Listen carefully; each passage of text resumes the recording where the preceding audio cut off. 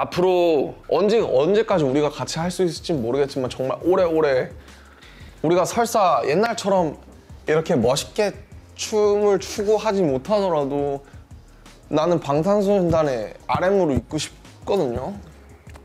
그래서 이 진심을 알아줬으면 좋겠고 지금 잠깐 우리가 멈춰주고 회의해주고 쉬어도 더 앞으로의 많은 시간을 위해서 나간다는 점. Un groupe de K-pop, c'est à la fois des êtres humains qui composent de la musique et une industrie impitoyable qui impose son système. C'est avec ces deux caractéristiques que chaque groupe possède à la fois sa part d'authenticité, mais aussi un ordre et une norme à suivre, une certaine ligne directrice qui n'est pas près de changer. On sait tous comment ça se passe. En commençant par plusieurs auditions, des années de trainee, peut-être un survival, une possibilité de début et pour les plus talentueux et les plus chanceux, un contrat qui dure entre 7 et 10 ans. Mais est-ce qu'on sait comment ça finit ?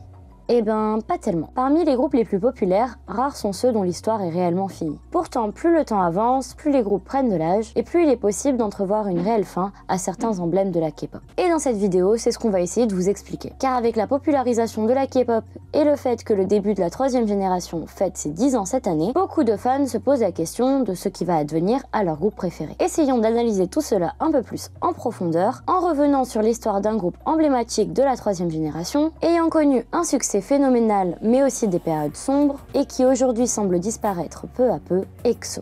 EXO est un boy group débutant en 2012 sous SM Entertainment.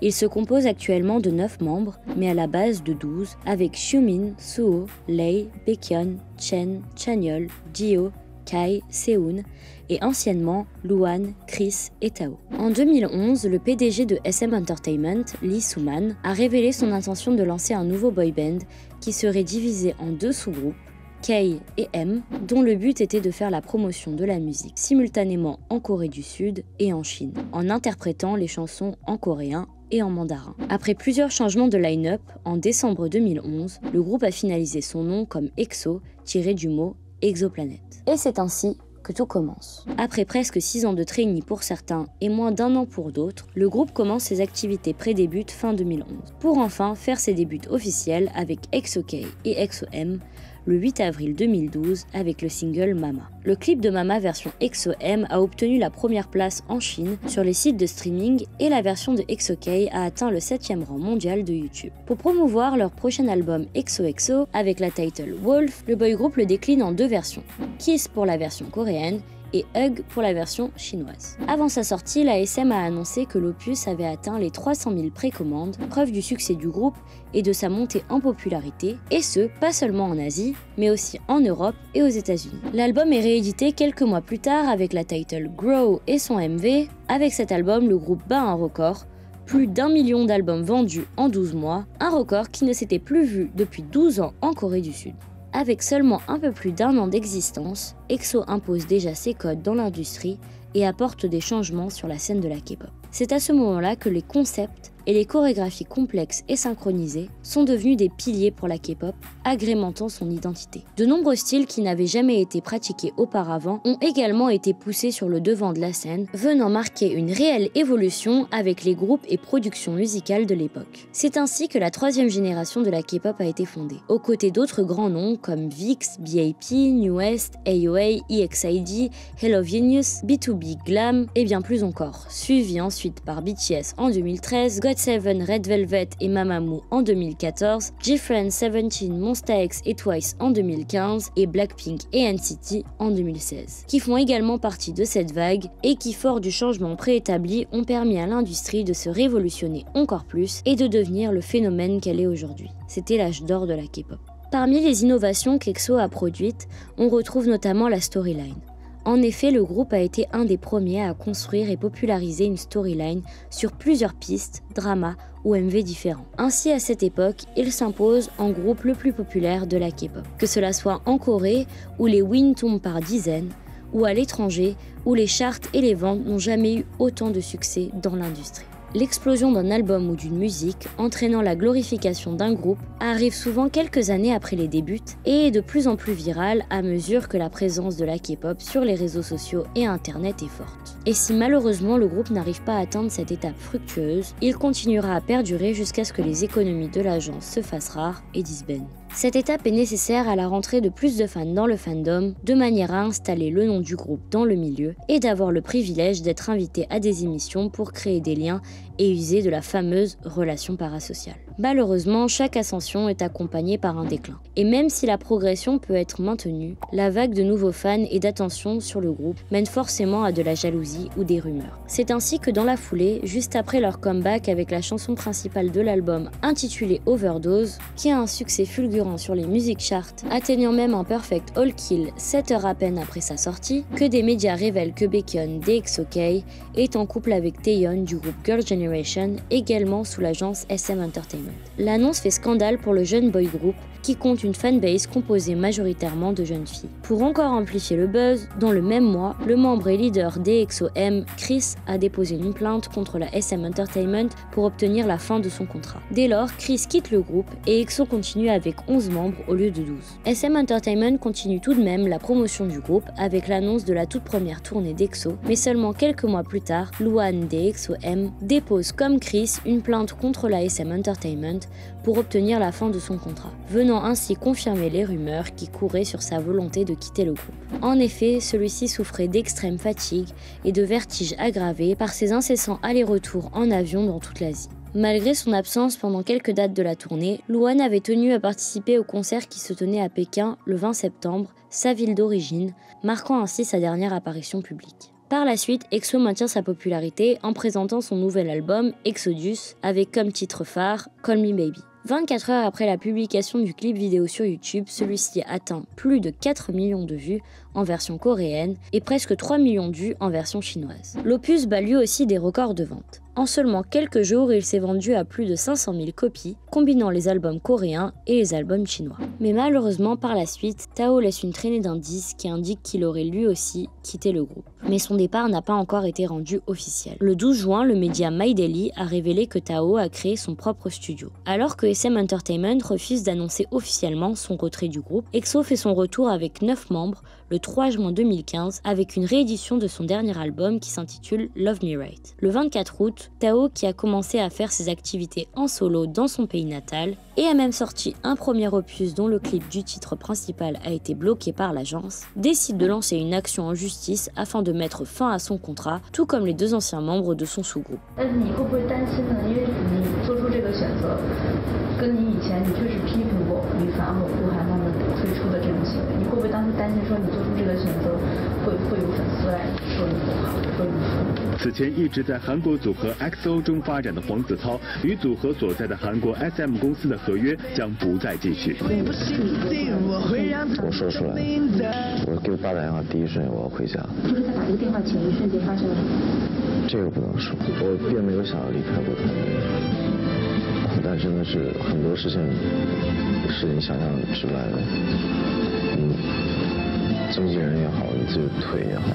C'est ainsi qu'en l'espace d'un an, tout en étant le groupe de K-pop le plus fructueux de l'époque, EXO passe de 12 à 9 membres. Ce déclin brutal a exposé un problème assez récurrent dans l'industrie concernant les mauvais traitements des membres étrangers par rapport aux locaux. EXO aura été l'un des derniers groupes à faire office de crash test dans l'industrie, et après toutes ces expositions et dénonciations, les agences ne pouvaient plus faire semblant. D'ailleurs, on peut observer qu'aujourd'hui, malgré les dérapages constants des agences, chaque faux pas est dénoncé. Les internautes savent utiliser le blacklistage pour défendre les artistes subissant de la pression ou des mauvais agissements. Et cela est dû au fait que les 2e et 3e générations de la K-pop ont été au premier front de toutes les expériences de l'industrie. Malgré le déclin que chaque groupe connaît une fois le succès, que cela soit pour mauvais traitements, rumeurs, dépression, hiatus, ils continuent souvent dans leur lancée, accompagnés de leurs fans les plus fidèles. C'est ainsi qu'EXO a continué ses activités de manière régulière jusqu'en 2019, avec pas moins de 7 comebacks en 4 ans, dont certains qui ont su donner de beaux résultats dans les classements comme Love Shot ou Coco Pop. Durant ces 4 ans, on a pu voir la naissance de 2 sous-unités, EXO CBX et EXO SH, les débuts de carrière d'acteurs de Dio, mais aussi les débuts en solo de plusieurs membres, dont Lay, qui après quelques comebacks a arrêté ses activités avec EXO tout en restant un membre officiel du groupe. Cela est aussi représentatif du fait qu'un groupe, une fois sa fanbase bien établie, peut se détacher de ses activités principales pour explorer de nouveaux horizons sans craindre que leurs fans se désintéressent vu toutes les épreuves qu'ils ont traversées ensemble. Et c'est ainsi qu'au lieu de se concentrer sur des promotions de manière à amener de nouveaux fans, les groupes atteignant les 6 ou 7 ans de carrière préfèrent faire des tournées pour rencontrer leurs plus anciens fans dans le monde entier. C'est un phénomène qui est en train de se produire en ce moment même avec tous les groupes populaires de la 3e génération atteignant cet âge. La 7e année est souvent une année décisive vu qu'en moyenne les idols signent des contrats de 7 ans. Elle l'aura été pour de nombreux artistes qui préfèrent soit quitter le groupe, soit disbandent en vue de nombreux départs. Mais le contrat peut être aussi étendu pour 3 années de manière à ce que le groupe atteigne leurs 10 ans. Pour le cas d'EXO, les membres avaient déjà tous des contrats de 10 ans, mais cette 7e année fut une année décisive pour d'autres raisons. Entre l'arrivée du Covid et le départ à l'armée de plusieurs de ses membres, la promotion du groupe a été mise de côté pendant presque 2 ans. Et c'est en 2021, presque 10 ans après les débuts du groupe, qu'EXO come back avec ses 2 premiers membres revenus du service militaire, alors que 2 autres y sont envoyés par la suite. Ces 3 années auront laissé aux membres la possibilité de plus se concentrer sur eux-mêmes, leur laissant aussi l'opportunité de se projeter dans leur vie privée, d'avoir une vie de famille comme on a pu le voir avec l'annonce du mariage de Chen en 2020, ainsi que la naissance de son premier enfant et de son deuxième en 2022. C'est la première fois qu'une idol aussi populaire annonçait la naissance de son enfant, ce qui encore une fois a pu libérer la parole à ce sujet.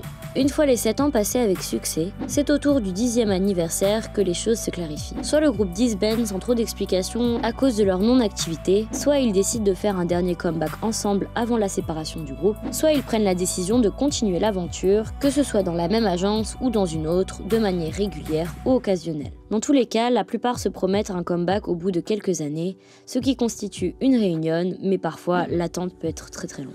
Et donc EXO dans tout ça. Vu les habitudes qu'SM a pris avec ses autres groupes et sa manière de gérer les idoles, on peut être sûr qu'EXO est loin de disband. Peut-être que certains membres ne seront pas actifs et que d'autres quitteront l'agence, mais EXO reviendra à un moment ou à un autre. Et c'est ce qui est sur le point d'arriver avec tous les groupes de la 3e génération, la plupart arrivant à la fin de leur contrat. Dans l'actualité, on voit beaucoup d'internautes se demander ce qu'il va advenir de BTS. Leur pause en tant que groupe, Jin qui part à l'armée, est-ce que le groupe va disband? BTS, comme beaucoup d'autres groupes notables, sont dans cette période de transition, où chaque membre va à l'armée un par un et où le groupe fait des comebacks une fois le retour de certains membres. On pourra apprécier leur activité solo respective et peut-être d'autres surprises à venir. Au final, on se rend compte que même si un groupe est absent pendant plusieurs années, il continue de vivre par ses membres ou anciens membres, mais surtout par ses fans.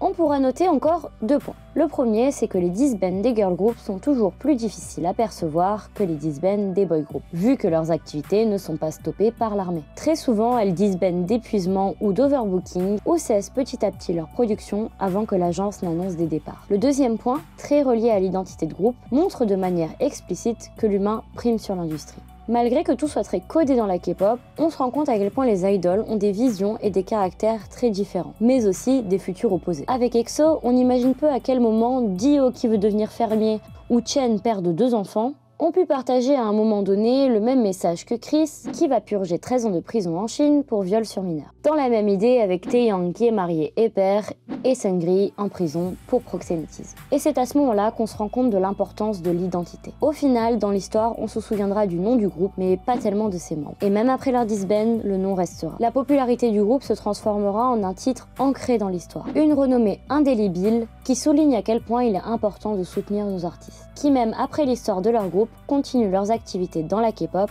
ou dans d'autres milieux. On se rend compte en effet que le disband, c'est bien la fin d'un groupe en tant qu'entité industrielle. Mais ce n'est pas une fin pour les membres qui le composent, car toute leur passion et les liens créés entre eux et avec leurs fans perdureront pour toujours.